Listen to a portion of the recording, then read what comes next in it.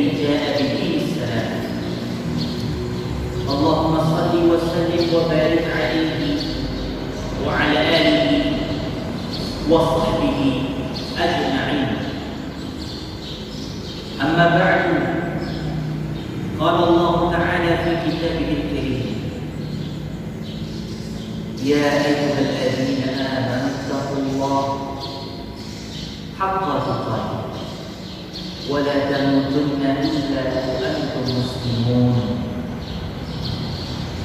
وقال أيضا: وما أمروا إلا ليعبدوا الله مخلصين له الدين حنفاء ويقيموا الصلاة ويؤتوا الزكاة وذلك دين القيمة. معاشر المسلمين والمسلمات، إخواني وأخواتي في الله، أعزني الله وإياكم. Semoga senantiasa Allah melimpahkan kepada para hadirin wal hadirat sekalian rahmat serta karunia yang tiada henti-hentinya. Maka dari itu marilah kita bersama bersyukur kepada Allah Azza wa Jalla yang telah memudahkan kita untuk bisa berjumpa di majlis ini, yang telah membimbing kita untuk bisa menjadi hamba yang senantiasa beriman, yang taat mengerjakan perintah-perintahnya. Kita bersyukur kepada Allah Subhanahu wa Ta'ala dengan ucapan alhamdulillah dari lisan kita, dengan pengakuan di dalam hati kita, dan tak henti-hentinya menggunakan nikmat yang Allah berikan kepada kita dengan tubuh kita untuk terus-menerus taat kepada-Nya. Itu adalah puncak dari kesyukuran, yaitu di mana seorang hamba meningkatkan ketakwaannya. Maka dari itu marilah kita bersyukur kepada Allah dengan sebenar-benarnya rasa syukur. Kemudian kita bersolawat dan salam kepada baginda Rasulullah SAW yang telah menjadikan Islam agama yang rahmatan lil alamin. Islam bukanlah agama pemecah belah. Islam adalah agama yang menyatukan golongan-golongan manusia-manusia menjadi satu padu yang di dalamnya berisi kebaikan-kebaikan. Itu adalah agama Islam yang insya Allah di malam yang mulia ini kita akan mempelajari sedikit tentang di antara ilmu-ilmu Islam. Belum sampai pada intisai pada ilmu tersebut, tapi kita masih pada pengantar al-madkhal ila ilmi al-fiqh, pengantar memahami ilmu fikih, ilmu yang sangat kita butuhkan sebagai seorang hamba, ilmu yang luar biasa kedudukannya di sisi Allah Subhanahu wa Ta'ala. Ilmu fikih bagian dari Islam. Insyaallah kita akan mengkaji sebuah kitab ringkas tentang pengantar, ibaratnya ketika suatu jamuan kita dikasih mukadimahnya dulu, memanasnya dahulu sebelum makan berat. Karena makan berat itu kalau belum siap ya bisa jadi justru menyakiti tubuh kita. Sebagaimana seorang bayi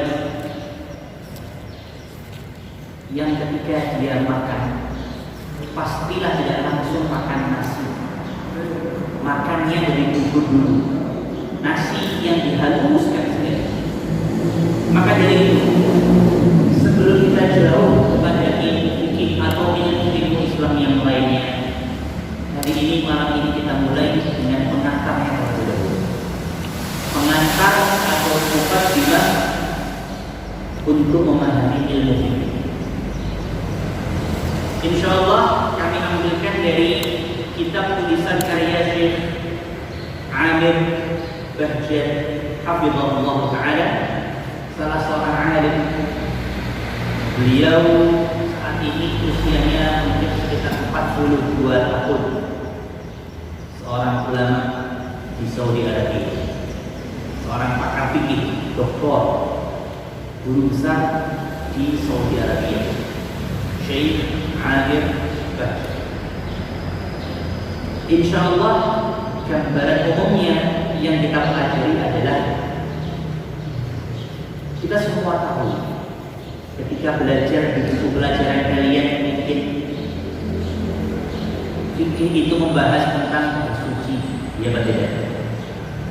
Membahas tentang sholat, puasa, zakat, haji, jenazah, dan seterusnya. Tapi kita mungkin lupa bahwasanya ilmu fikih itu ternyata lebih luas daripada itu. Tidak hanya tentang bab-bab tersebut, tapi ada hal-hal yang penting untuk kita pahami, sehingga nanti ketika kita sudah keluar dari madrasah, melihat ternyata ada yang beda ya cara sholatku dengan sholatnya dia. Ternyata ada yang beda ya. Beberapa ibadahku yang aku begini dia begitu. Kok bisa ada perbedaan seperti itu? Menandakan itu ada hal yang mungkin kita belum mempelajarinya. Karena fikih luas. Maka insya Allah gambaran dari pelajaran kita, kajian kita adalah yang pertama adalah tentang pengertian fikih itu sendiri. Kemudian nanti tentang tahapan sejarah perkembangan ilmu fikih dari masa Nabi, masa sahabat, masa tabi'in, kemudian tokoh-tokoh besar fikih yang kita sebut a'immatul arba'ah, imam yang empat. Ada namanya fikih Abu Hanifah atau Al-Hanafi, fikih Imam Malik atau fikih Maliki, fikihnya Imam Syafi'i atau Asy-Syafi'i, fikihnya Imam Ahmad atau Hambali. Kita akan pelajari itu semua insyaallah. Berikut tentang bagaimana menyikapi tentang perselisihan. Jadi kita tidak bahas di kajian ini tentang nantinya sholat itu apa saja, rukun-rukunnya, belum sampai di sini. Kita masih dari luar-luarnya dulu, ya. Baik. Barakallahu fiikum. Bismillah, kita mulai. Fikih itu diambil dari bahasa Arab, dari 3 huruf fa, qaf, dan ha. Fiqhun. Fiqhun itu dia ditasrifkan dari fi'il madhi yang berbunyi faqiha yafqahu. Fiqhan fahuwa faqihun wa zaka mafquhun. Ifqah la tafqah, mafqahun. Begitu tasrif dalam bahasa. Kata fiqhun kalau dalam bahasa Indonesia fikih, tertulisnya begitu. Kalau bahasa santri fikih, ada yang bilang begitu. Pelajaran fikih. Terlepas dari semua istilah itu, fiqhun itu dalam bahasa dia diartikan dalam 3 macam pengertian. Yang pertama secara bahasa, secara bahasa. Kemudian secara syar'i, kemudian secara istilah. Ada 3 pengertian yang meliputi fikih. Yang pertama adalah fikih secara bahasa. Ini makna paling luas. Makna paling luas. Fikih secara bahasa itu adalah al-fahmu. Al-fahmu artinya memahami. Ketika seorang memahami baik itu ilmu agama atau memahami ilmu fisika atau memahami ilmu matematika, bisa nggak disebut fikih? Jawabannya bisa.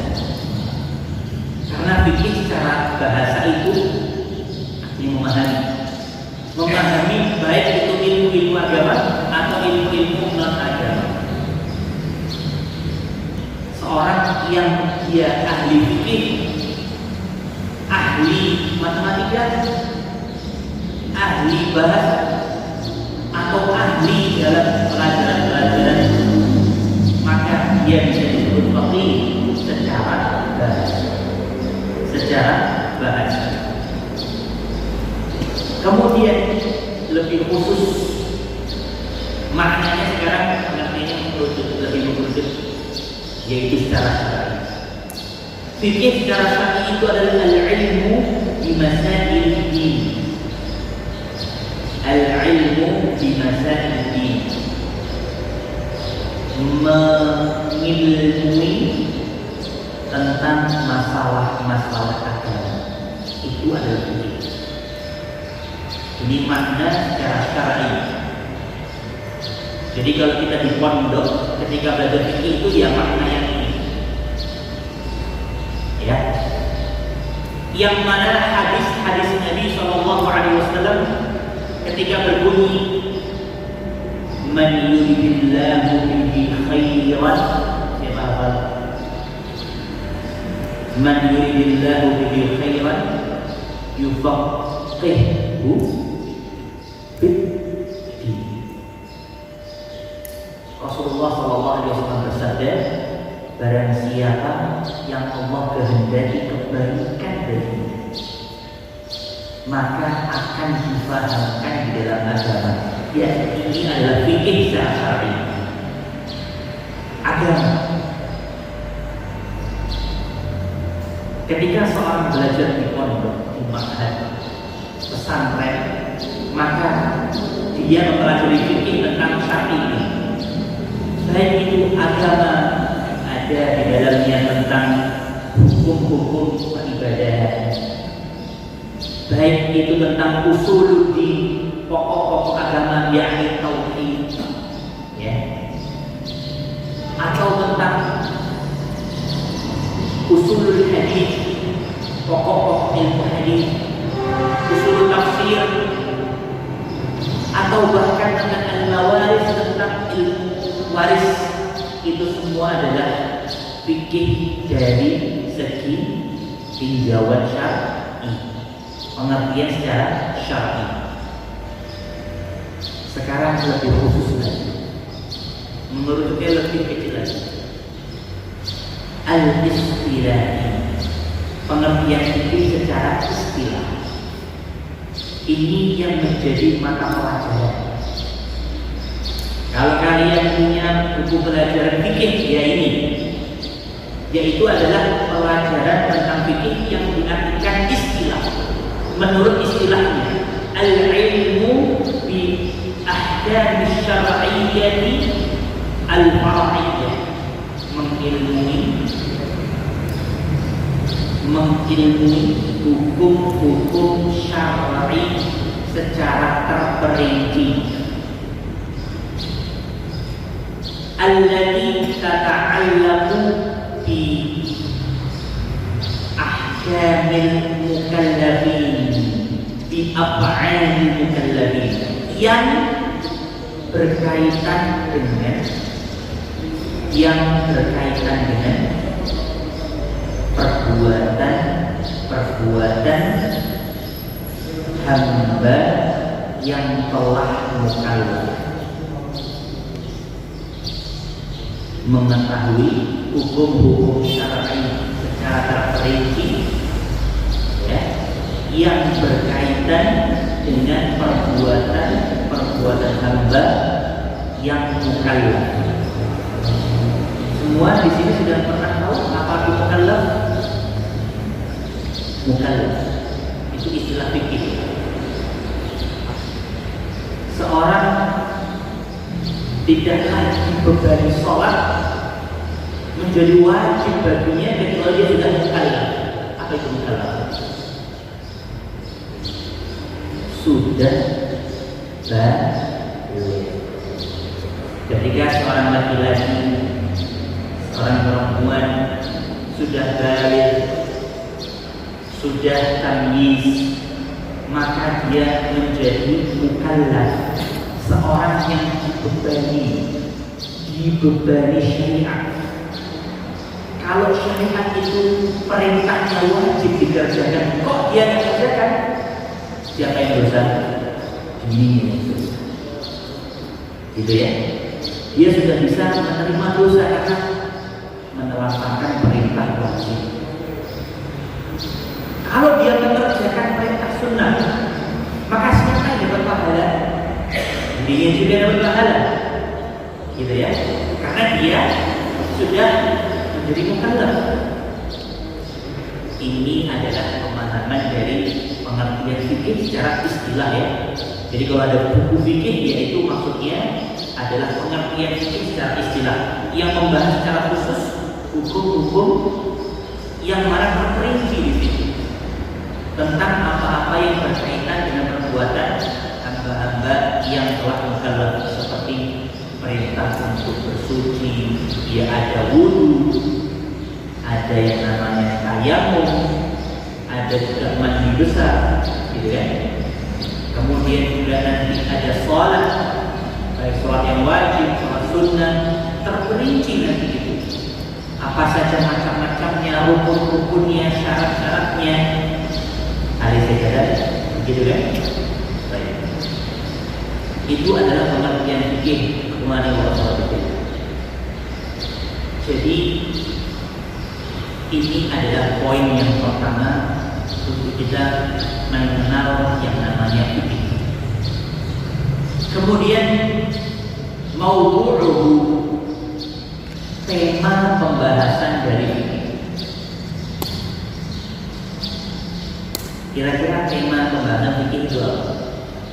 Tadi sudah disinggung, ya, yaitu af'alul mukallafin, perbuatan hamba yang telah mukallaf, yang berkaitan dengan syariat. Kalau yang tidak berkaitan sama syariat, ya bukan fikih namanya. Contohnya main bola. Kira-kira kalian sudah main bola tidak? Apakah main bola perintah syariat? Bukan. Ya. Tapi kalau dia perintah syariat seperti sholat, maka diatur dalam fikih. Seperti itu. Ya. Jadi perbuatan hamba yang mukallaf yang termasuk dalam perintah syariat, maka itu adalah tema pembahasan fikih.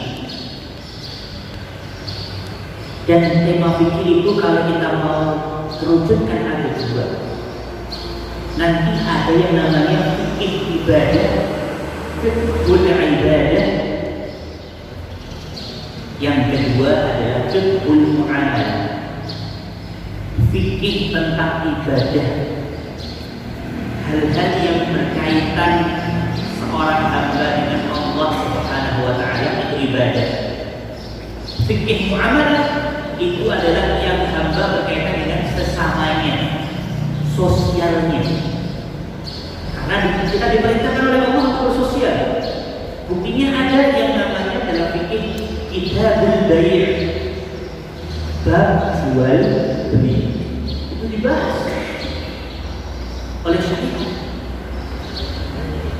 babun nikah. Apa itu artinya? Bab pernikahan. Itu kan sosial juga. Itu dibahas dalam ini.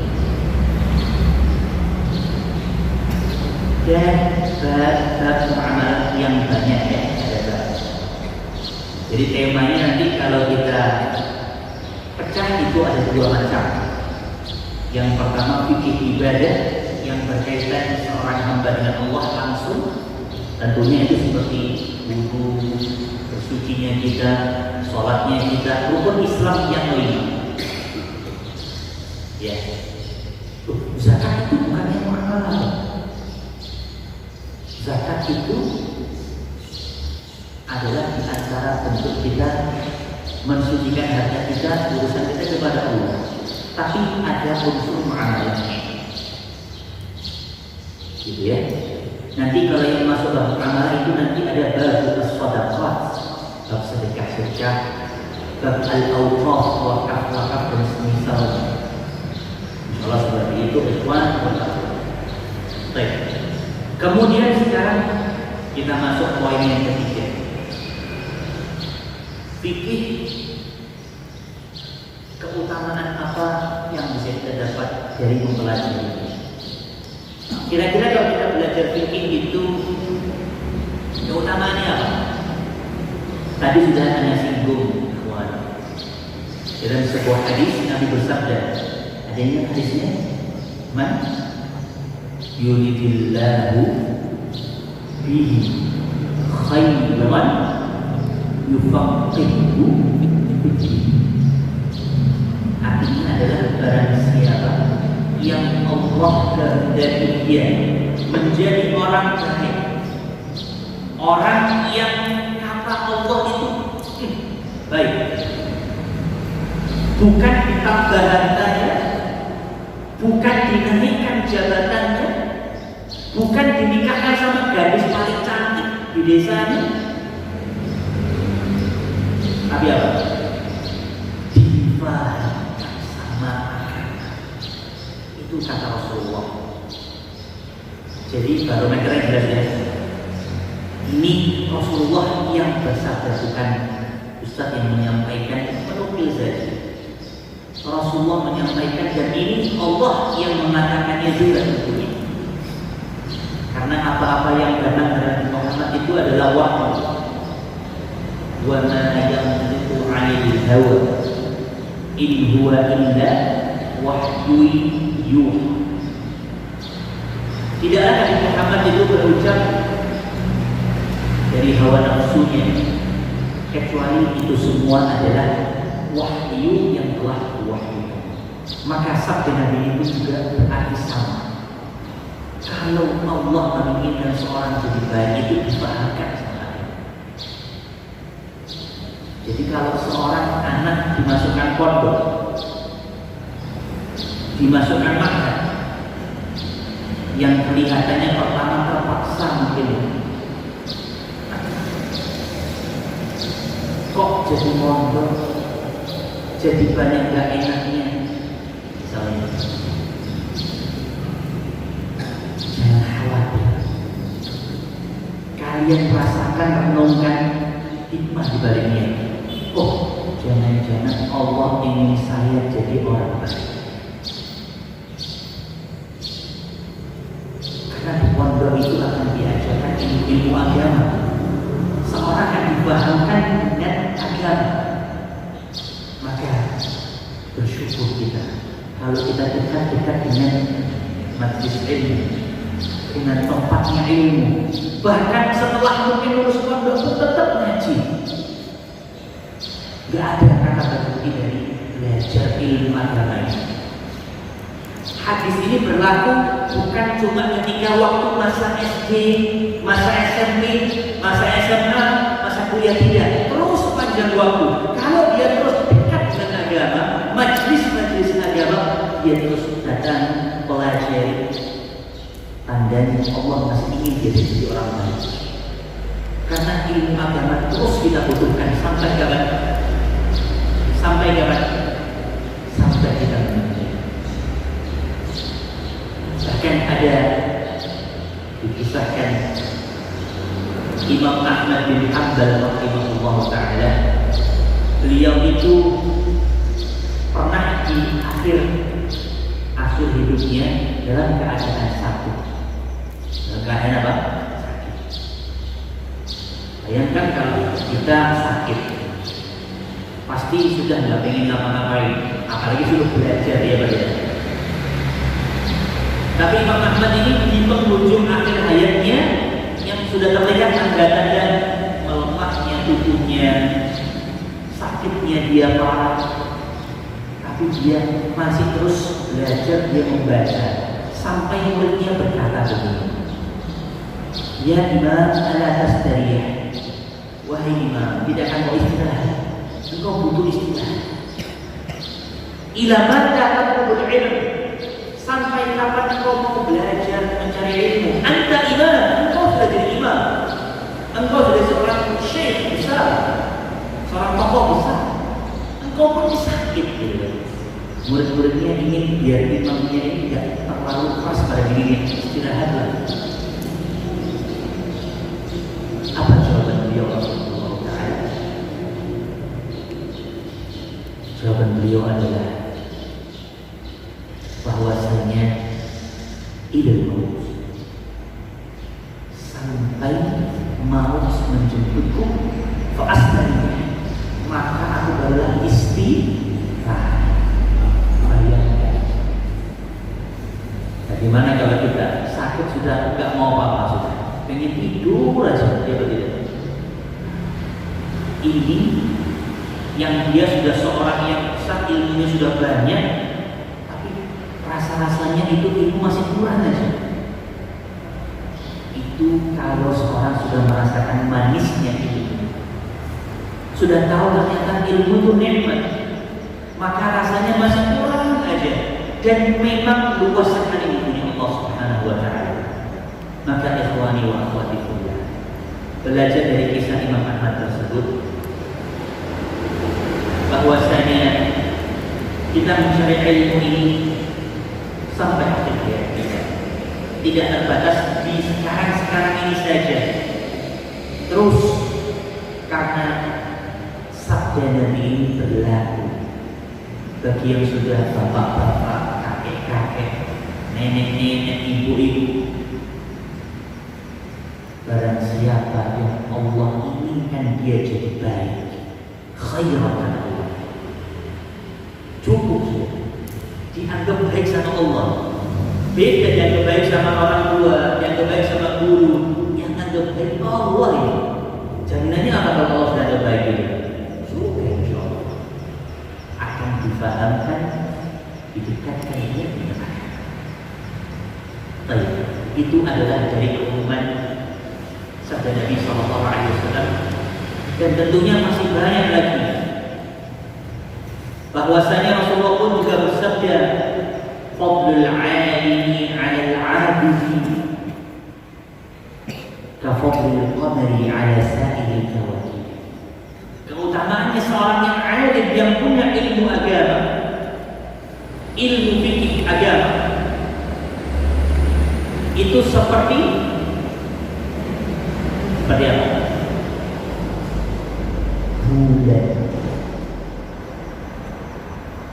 Bulan yang mana kita lihat ketika dia terang benderang, bintang-bintang itu tidak nampak. Saking terangnya bulan itu, seorang yang alim itu seperti bulan.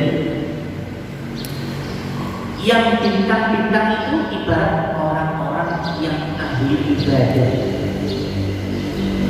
Apa bedanya orang yang berilmu, yang belajar dengan ahli ibadah? Apakah ahli ibadah tidak belajar? Oh iya belajar, tapi dia fokus pada apa? Ibadah. Ibadah, yang penting ibadah. Dia tidak hafal hadisnya, dia tidak hafal Qurannya, dia tidak tahu bagaimana bisa jadi hukumnya wajib, bagaimana ini hukumnya sunnah. Dia tidak mau tahu, yang penting dia ibadah, dia puasa, dia salat. Apakah ahli ibadah itu seorang yang lain? Ya sebenarnya tidak. Tapi seorang yang berilmu bisa mengalahkan itu semua. Dia beribadah dengan ilmu. Dia sholat, dia tahu aku sholat ini perintahnya Allah itu dalam Quran seperti ini, hadisnya Nabi seperti ini hukumnya wajib, bla bla bla bla. Itu luar biasa. Karena kita ketika berdoa pada malam hari melihat bulan kalau sudah terangnya luar biasa itu, bintang nggak kelihatan, kalah. Itulah keutamaannya seorang yang berilmu agama. Baik. Kemudian ikhwani wa akhwati fillah, di dalam Al-Quran Allah Subhanahu wa taala juga menyebutkan perintah bagi hambanya untuk mempelajari agama.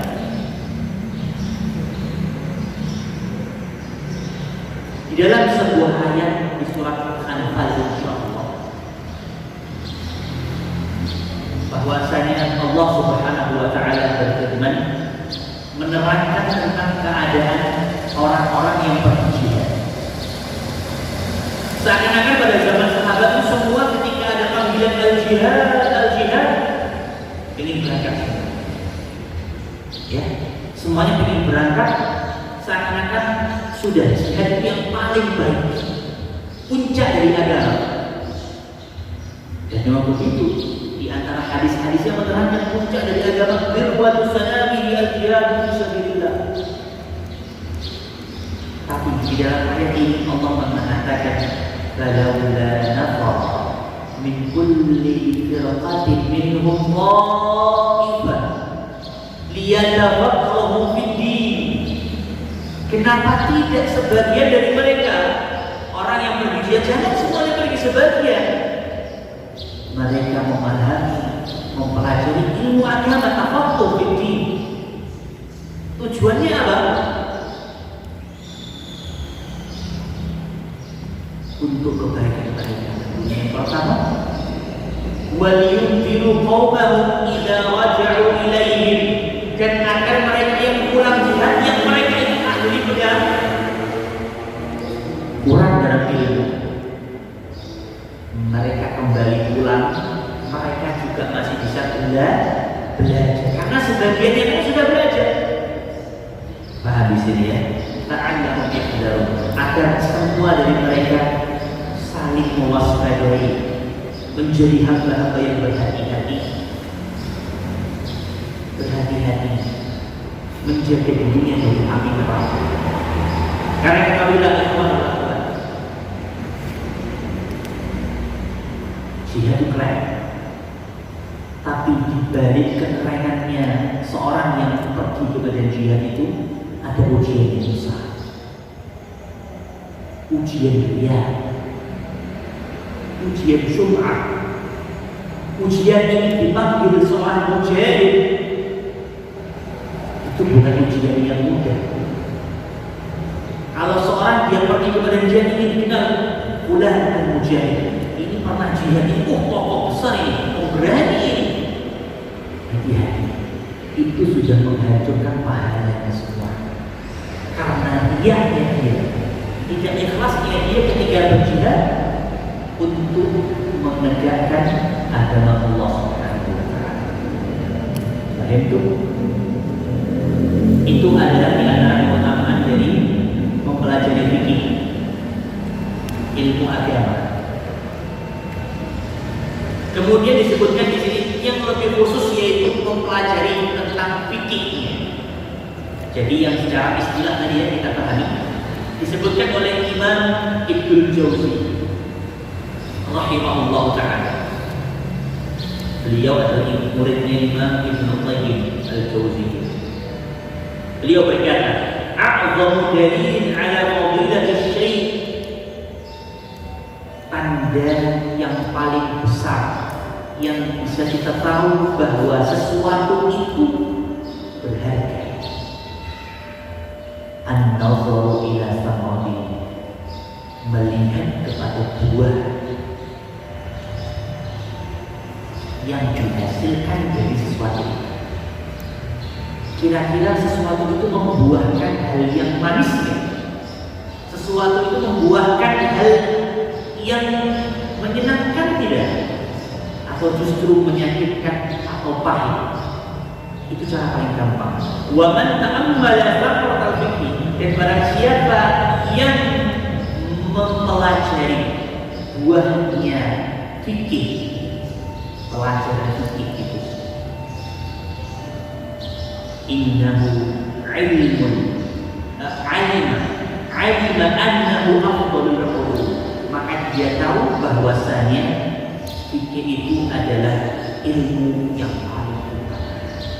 Bagaimana dia tahu bagaimana tata cara salat, tata cara puasa, tata cara haji, tata cara berwudu dengan baik dan benar. Kalau nggak dari fikih bagaimana? Berarti ilmu fikih dibutuhkan tidak? Sangat dibutuhkan, dan buahnya sangat manis. Karena itu bisa menyempurnakan ibadahnya seorang hamba. Seorang tahu sholat sama bisa sholat, sama atau beda? Beda ya. Kalau tahu sholat tahu, sholat tahu. Tapi kalau bisa mengerti keadaannya, kayak seorang tahu kendaraan bermotor sama bisa berkendara, sama atau beda? Beda. Enak yang mana kira-kira? Pasti yang bisa mengendarai. Orang yang cuma tahu, aku tahu jenis yang motor itu ada ini, sesinya sekian, begini cara ini ya, cuma itu tidak bisa naik. Kita ayo naik, rugi benda ini, rasanya rugi sekali. Fikih itu juga sama. Ya, nggak juga tentang tahu sholat, tapi harus bisa sholat. Dan ketika bisa menggabungkan dua-duanya luar biasa. Dia tahu dan dia bisa sholat. Dia tahu hukum-hukumnya dan bisa mempraktekannya dengan sempurna. Itu yang luar biasa. Baik, sudah waktunya isya. Mungkin kita sebentar menyimak azan dulu ya. Baik, kemudian kita lanjut sedikit lagi insyaallah. Barakallahu fiikum.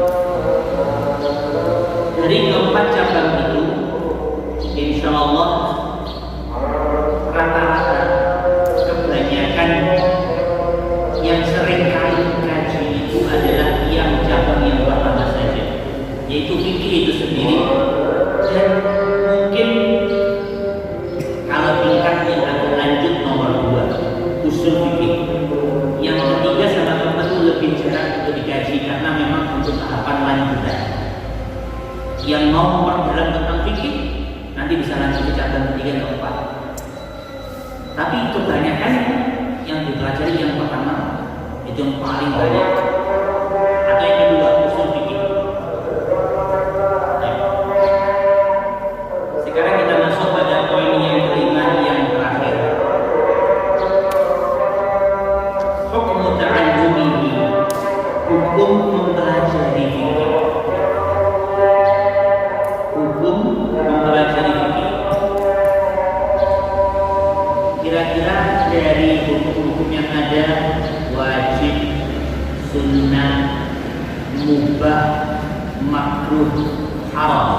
fikih itu masuk yang mana? Dari 5 macam hukum ya. Wajib, sunnah, mubah, makruh, haram. Kira-kira masuk yang mana belajar fikih itu? Wajib. Wajib apa sunnah? Sunnah apa mubah? Yang jelas makruh sama haram gak mungkin ya. Gak mungkin. Eliminasi lah. Mubah itu apa sih mubah? Mubah itu artinya boleh. Boleh dipelajari, boleh juga enggak. Pilihan. Kayak kalian kalau ada ekstra pilihannya. Ada yang ikut bahasa, ada yang ikut olahraga. Apakah yang bahasa mencela yang olahraga? Oh enggak, suka-suka gitu kan. Yang ikut tes olahraga apakah mencela yang tidak? Suka-suka.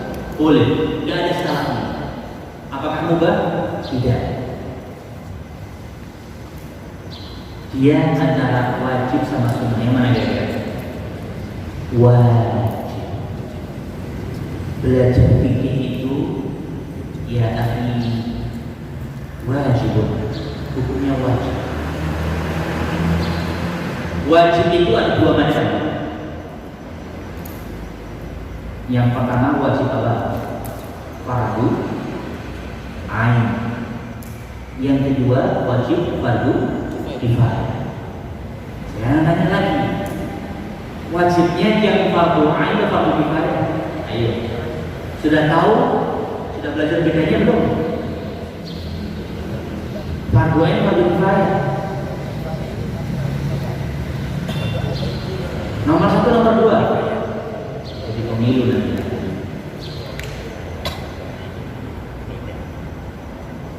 Fikih itu ada yang fardu ain, ada yang fardu kifayah. Begitu. Fikih itu kita belajar fikih itu ada nanti tema-tema yang itu fardu ain kita harus bisa. Semua kaum muslimin baik yang laki-laki dan yang perempuan harus bisa. Fardu ain. Ada yang sifatnya fardu kifayah. Sebagian sudah ada yang mempelajari dan bisa, itu cukup. Nah, begitu ya. Meskipun terlepas satu fardu ain, satu fardu kifayah, tapi hukumnya masih tetap berputar di seputar wajib. Pahalanya besar atau kecil tidak? Bukan sunnah loh ini, di atasnya sunnah ini, wajib ini. Berarti ibaratnya pahala itu pahala yang terbaik dari Allah Subhanahu wa Ta'ala. Belajar fikih itu hukumnya wajib. Barang siapa yang bersungguh-sungguh dia mendapatkan pahala kewajiban itu, insya Allah itu pahala yang besar kalau dia ikhlas.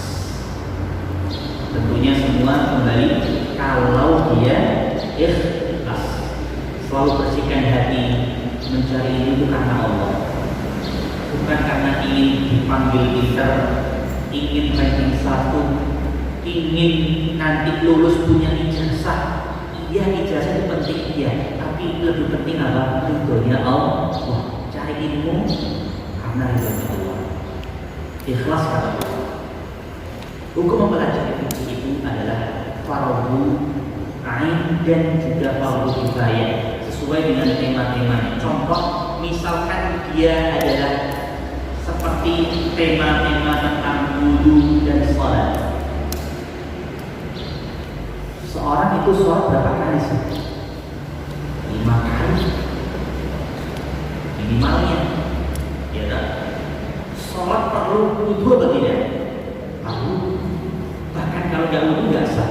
La sholat, ya, tidak sah seorang yang dia masih dalam keadaan muhdits, dalam keadaan berhadas, tidak suci. Baik. Maka dari itu mempelajari tentang wudu, tata caranya, rukun-rukunnya, sunnah-sunnahnya, sholat pun juga sama, itu yang fardu ain bagi kifayah. Lihat di sini, itu contohnya. Kalau yang fardu kifayah seperti apa? Tentang masalah-masalah zakat misalnya, zakat itu penting tidak? Penting. Rukun Islam berapa itu? 4 atau 5? 3 ya, yang ketiga. Rukun Islam yang ketiga. Penting itu. Tapi tentang nisab zakat, apakah semua bisa? Batasannya zakat itu berapa sih? Hafal nggak? Pasti sulit ya, karena merasa Ustaz saya belum wajib zakat, jadi saya nggak perlu belajar. Iya itu ya, masalahnya di situ. Karena kalau wajibnya soal kan semua itu wajib, wudu pun juga ada salah. Maka zakat termasuk yang fardu kifayah. Contoh kecil. Barakallahu fikum. Insyaallah itu yang bisa kita pelajari pada malam hari ini. Insyaallah tema selanjutnya akan lebih menarik insyaallah, karena mulai berbicara tentang sejarah ya. Sejarah dari fikih. Ini yang jarang mungkin dibahas. Bagaimana fikih itu bisa jadi seperti sekarang yang luar biasa macam-macam ya. Itu ada sejarahnya dan ada tahapan-tahapannya yang kalau kita belajar runtut itu insya Allah nyambung. Oh ternyata yang dikerjakan bulan dan yang dikerjakan bulan itu sama-sama benar, nggak ada yang salah. Gitu ya. Ternyata semua ada dasarnya. Ya harus tahu sejarahnya bagaimana kita mempertemukan di manakah titik kok bisa ada perbedaan, itu kita pelajari, dan tentunya bagaimana menyikapi dengan perbedaan tersebut di pertemuan selanjutnya insyaallah. Jazakumullahu khairan ala husni ihtimamikum wa istimaikum. Naqtatim bi kafaratil majlis. Subhanaka wa bihamdika asyhadu an la ilaha illa anta astaghfiruka wa atubu ilaik. Wassalamu alaikum warahmatullahi wabarakatuh.